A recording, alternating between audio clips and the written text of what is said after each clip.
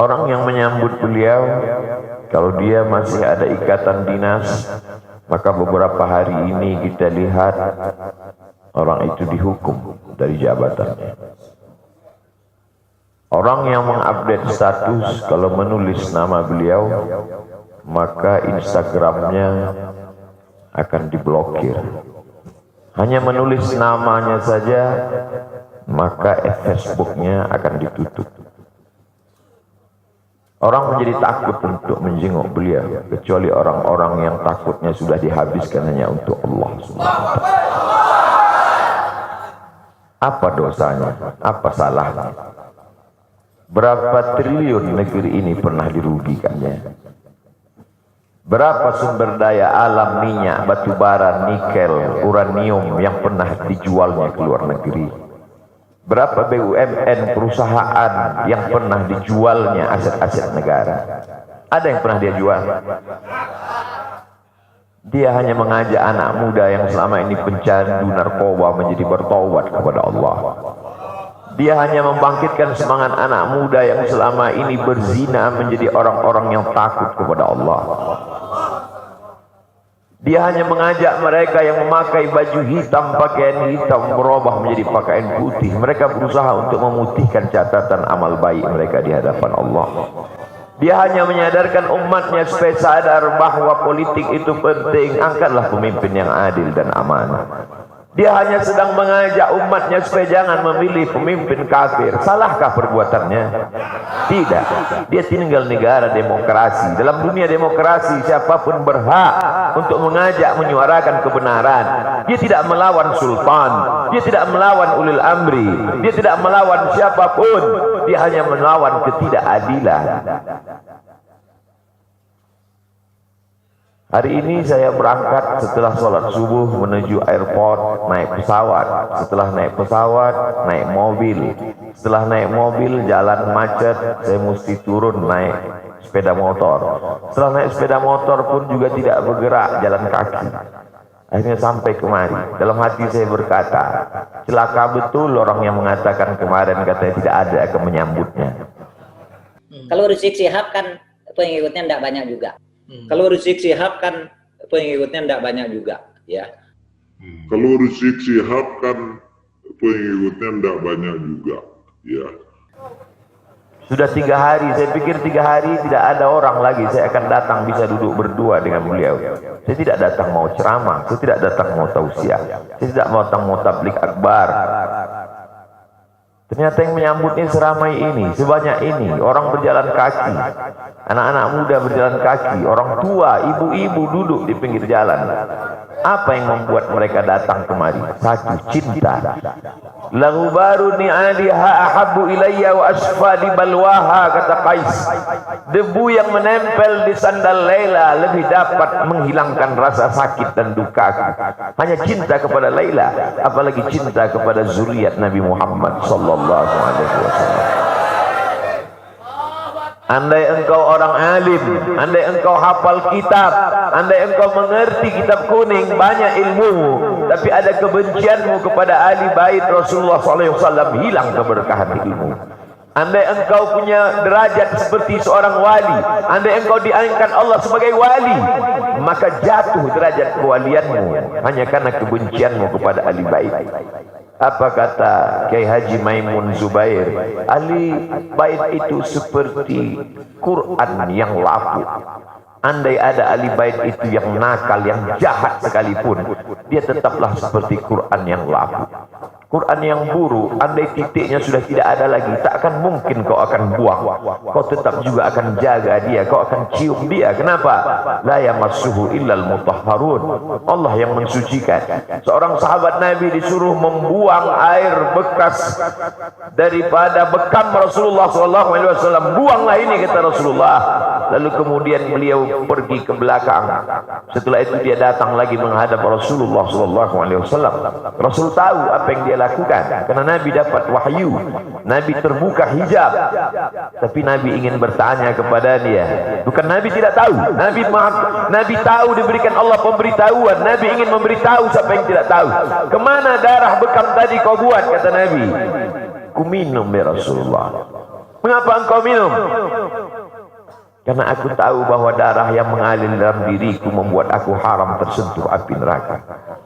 Mengalir darah itu dari dia kepada Sayyidatuna Fatimah, dari Fatimah kepada Sayyidina Al-Hasan, dari Sayyidina Al-Hasan ada juga kepada Sayyidina Al-Husain, dari Sayyidina Al-Husain kepada Sayyidina Ali Zainal Abidin, dari Zainal Abidin kepada Sayyidina Muhammad Al-Baqir, dari Sayyidina Muhammad Al-Baqir mengalir darah itu kepada Sayyidina Ja'far Sadiq, dari Ja'far Sadiq mengalir kepada Sayyidina Ali Al-Uraidi, dari Ali Al-Uraidi mengalir darah itu kepada Sayyidina Muhammad An-Naqib, dari Muhammad An-Naqib mengalir darah itu kepada Sayyidina Isa sampai kepada Sayyidina Ahmad bin Isa Al-Muhajir, lalu kemudian darah itu mengalir kepada Imam As-Saggaf, Al-Idrus, Al-Haddad, Al-Abbas, dan salah satunya adalah bin Syihab, dan salah satu dari zuriat bin Syihab itu adalah Sayyidi Al-Imam Al-Akbar Al-Habib Muhammad Rizik Syihab. Kalau mau hidup tenang, beliau sudah tenang dengan anak menantunya, dengan cucunya, dengan ilmunya.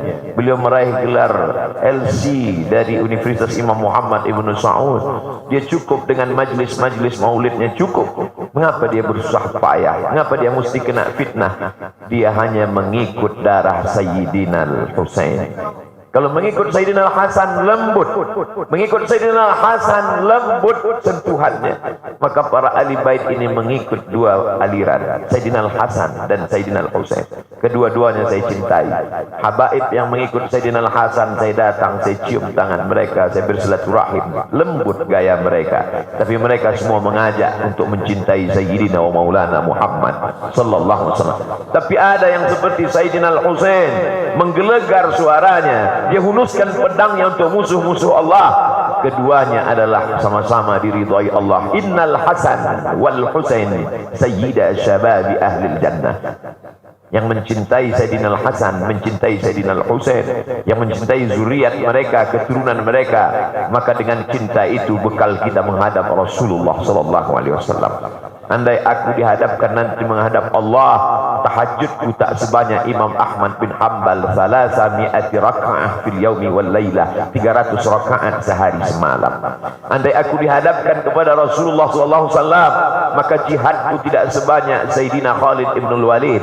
Setiap jengkal kulitnya, setiap tetes darahnya tak lepas daripada tebasan tombak, anak panah dan pedang. Andai aku dihadapkan kepada Sayyidina Maulana Muhammad sallallahu alaihi wasallam, amalku tak sebanyak Abdurrahman ibnu Auf. Lalu apa bekalmu hai Abdul Somad? Adakah ceramah-ceramahmu itu bisa kau jadikan bekal menghadap Allah? Tidak. Sebagiannya sudah diambil oleh tatapan mataku melihat berapa subscriber, follower dan viewer. Abdul Somad mungkin habis amalnya sudah ria.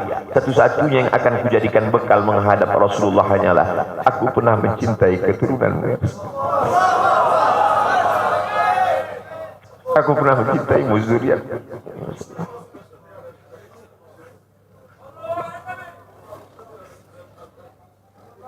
Wahai para pelaku pembuat dosa, wahai para pezina, wahai para peminum khamar yang belum bertaubat, kalau kalian belum sanggup untuk berbuat baik, kalau kalian belum mampu untuk beramal saleh, paling tidak jangan kalian sakiti zuriat Rasulullah.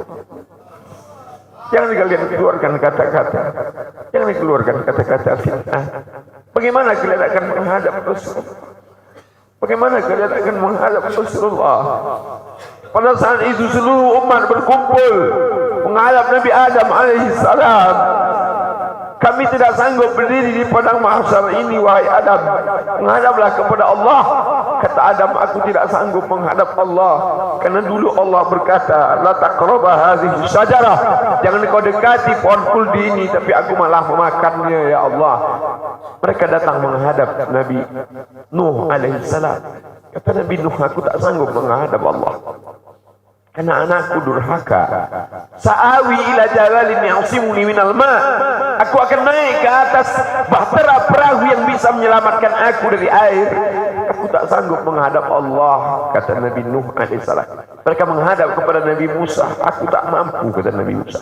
Mereka menghadap kepada Nabi Isa, aku pun malu kepada Allah, karena aku mereka jadikan sembahan di atas muka bumi Allah. Mereka hanya mampu menghadap Sayyidina wa Maulana Muhammad sallallahu alaihi wasallam. Wahai para peminum khamar, wahai para pezina, wahai para pelaku dosa, kalau kalian belum mampu beramal soleh, belum mampu bertobat, paling tidak jangan kalian zina zuriat Rasulullah SAW. Bagaimana kalian akan menghadap Rasulullah? Pada saat itu tak ada syafaat. Man dzalladzi yashfa'u 'indahu illa bi'iznih. Tak ada satu pun yang bisa memberikan syafaat kecuali Sayyidina wa Maulana Muhammad sallallahu alaihi wasallam. Wahai para pemimpin, yang hari ini kau dititipkan amanah kekuasaan. Beberapa hari ini kau lihat apa yang dilakukan orang pada Donald Trump. Kurang hebat apa lagi Trump? Negara adidaya, kekuasaan, kaya raya. Tapi ketika kekuasaan itu diambil oleh Joe Biden, kita pun malu melihat video ejekan-ejekan itu. Kalau hari ini kau punya kekuasaan, saudaraku, sampai masanya kau juga akan mengalami seperti yang dialami oleh Trump. Jabatan itu dicabut Allah Ta'ala. Saya masih melihat video bagaimana Bapak Susilo Bambang Yudhoyono sampai ke Pekanbaru beberapa tahun yang lalu. Di depan balihonya disobek. Beliau jenderal, ganteng, punya partai. Tapi setelah kekuasaan itu tak ada di tangannya, difitnah, dibuli, balihonya disobek. Bagaimana agaknya ketika tiga hal itu tak ada pada diri kita.